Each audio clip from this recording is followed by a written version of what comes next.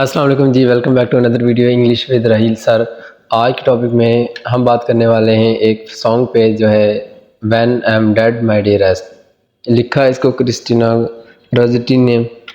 तो आप लोगों ने इस वीडियो को मुकम्मल तौर पे देखना है ताकि आपके सभी जो पॉइंट्स हैं वो क्लियर हो जाएं। तो उम्मीद करता हूँ आपको तमाम लेक्चर जो है वो इसी कोर्स से मिलते जा रहे हैं। तो इंशाल्लाह मज़ीद वीडियोस जो हैं आपको इसी चैनल पे इंग्लिश लिटरेचर के हवाले से वो मिलती रहेंगी। आप लोगों ने कनेक्टेड रहना है। तो बिना टाइम वेस्ट किए शुरू करते हैं आज की वीडियो। सबसे पहले हम इसका जो है टेक्स्ट पढ़ते हैं इसको उर्दू में, और उसके बाद समरी, थीम्स, एनालिसिस, एक्सप्लेनेशन वगैरह करेंगे। तो when I am dead my dearest, जब मैं मर जाऊंगा मेरे अजीज़ों, sing no song sad song for me, मेरे लिए कोई गमगीन गीत ना गाएं। Plant thou no roses at my head, मेरे सर पर गुलाब ना लगाना। ना शेडी साइप्रस ट्री, ना ही सायदा सनोवर का दरख्त। Be the green grass above me, मेरे ऊपर हरी घास ना बनो। With showers and dew drops wet, बारिशों और ओस की बूंदों के साथ। And if thou wilt remember, अगर चाहो तो याद रखना। And if thou wilt forget, अगर तुम चाहो तो भूल जाओ।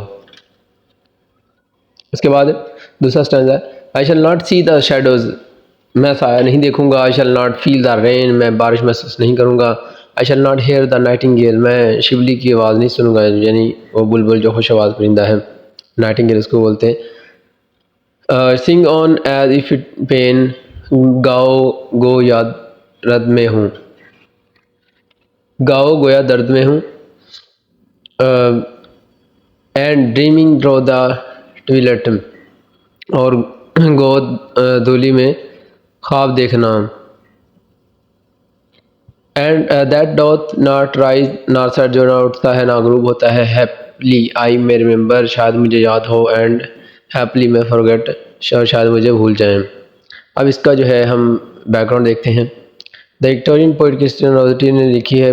ये जो है सॉन्ग है 1848 में एट द एज ऑफ 18, तो it was not published until 1862 in her collection Goblin Market and Other Poems. The poem focuses on death and mourning, with the speaker urging a loved one not to waste too much time grieving for her when she dies. Instead, the speaker tells this person to move on with life, while the speaker is not exactly sure what happens after death.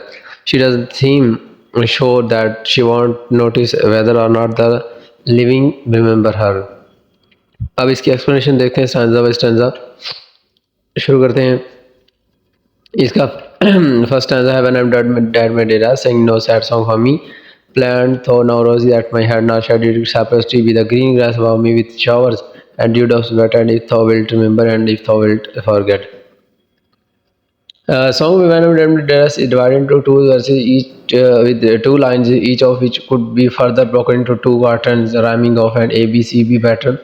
There is a clear rhythm and beat to this work, and it is structured so as to follow in the most natural way for the reader. The content of the poem follows an unnamed narrator speaking to another individual identified only as my dearest. A strong word choice that stills deeply felt emotion into the first line of the poem. The verse star uses alteration heavily to create pleasant sound, the dead and dearest.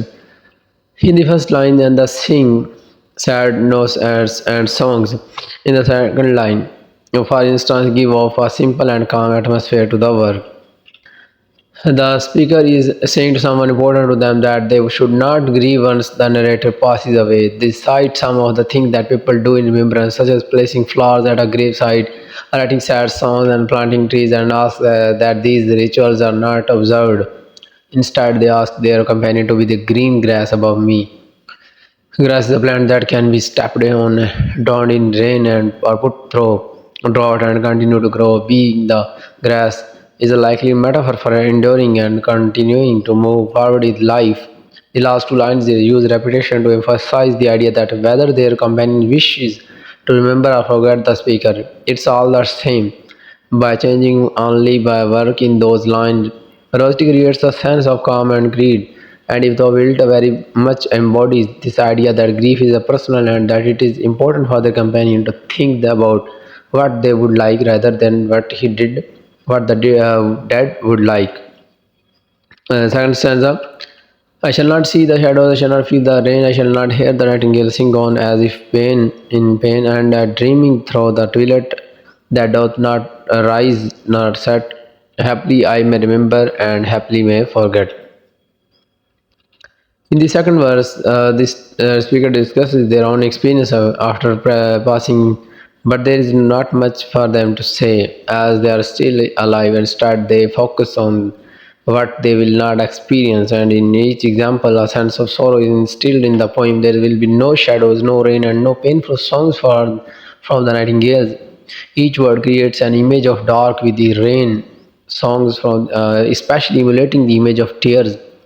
Once again, repetition is used to create effect influencing what the speaker shall not know of without really understanding what they shall be.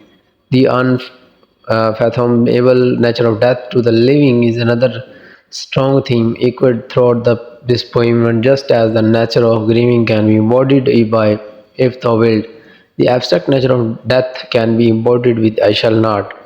In the second half of this verse, the speaker doesn't touch slightly on what they believe death will be like. This time, the images are ambiguous and vague. They consider it to be like dreaming of an infinite village. The image of dream calls to mind the idea of something that is simultaneously real and imagined, while the image of twilight is one that is both light and dark at once. The verse and poem concludes with an inverse of the theme that ended the previous verse. This time it is the speaker who may be remembering or forgetting, but it is clearly unclear exactly what they have focused their mind on life. Their companion it is ambiguous, vague. It is treated as such in the text, but that is the verse that speaks of not mourning death, but moving on with life suggests that while the speaker is not entirely prepared to conceive of death as a good thing, it is uncertainly inevitable, and so they are choosing not to think of it as a bad thing either. So next we will discussing about analysis. The poem presents the speaker desires of how our loved ones would react after our death. She suggests instead of mourning they would should move on in life. The poem has become popular as it accounts for the speaker's contemplative thoughts. अब इसके जो है themes पे बात कर लेते हैं. This poem begins with the acceptance of avoidable death. The speaker addresses her partner, advises him not to mourn or sing melancholic songs on her death. Also, she advises him not to plant shady or rose trees by her headstone. She simply wants to be surrounded by green grass that gets wet with dewdrops. She seems full of love and care as she doesn't want him to make her memory a contemporary complementary part of his life. The second stanza poem is symbolic as it sheds light on life after death. The speaker skillfully imagines that once she will leave the world, she won't be able to see gloominess and other earthly joys like the singing of nightingale and the falling of the raindrops. Moreover, she won't be able to remember anything when she is dreaming in that half light of death. Therefore, she suggests that her partner should not mourn her and should move on in life. अब theme से बात करते हैं life versus death. Basically main theme है मौत ज़िंदगी के जो मुकाबला है. मॉर्निंग इस पे वो उदास हो रही है, मातम कर रही है, एंड एक्सेप्टेंस कबूल कर रही है, आर द मेजर थीम्स और इस पर ये इस नज़म के जो हैं वो मेजर ख्यालात हैं. This short poem reflects the speaker's ideas about death and life. It seems that she has gained a mature understanding of life after death. She knows that her connection to the world will be completely cut off. Once she closes her eyes, she will not come back to see the mourners and won't even enjoy the things that have brought her pleasures or woes when she was alive. Therefore, accepting the reality of death, the speaker asks her lover not to be sad after her demise. Rather, she suggests that he should move on because she won't be able to see if he makes any special arrangements for her or not. Though through this simple poem, the writer enforces that death is unstoppable. However, when it comes, it puts a permanent stop to worldly life. So this is all about today's lecture that we were discussing about a famous song "When I'm Dead, My Dearest" by Christina Rossetti. So if you have any question regarding to this short poem, you can simply ask in the comment section. and keep watching all other videos that I will be sharing on daily basis. So this is all about today's lecture. Have a good day. Allah Hafiz.